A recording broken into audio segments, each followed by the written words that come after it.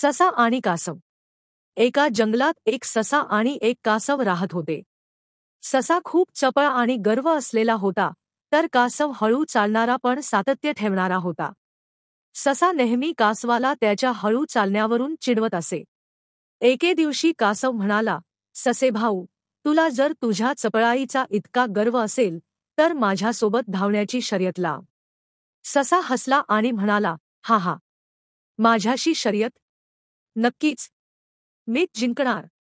त्यांनी शर्यतीची अट मान्य केली आणि एका ठिकाणापासून दूर असलेल्या एका झाडापर्यंत धावण्याचे ठरवले.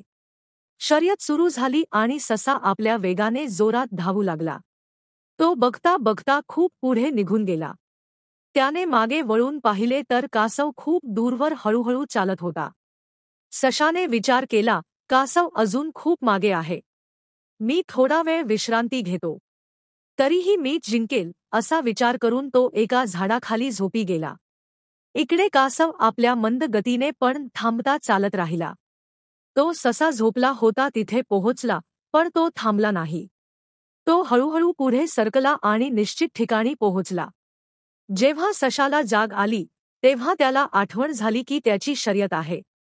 तो धावत धावत शर्यतीच्या ठिकाणी पोहोचला, पण तोपर्यंत कासव आधीच तिथे पोहोचलेला होता. तात्पर्य: हळू आणि सातत्याने काम करणाराच जिंकतो.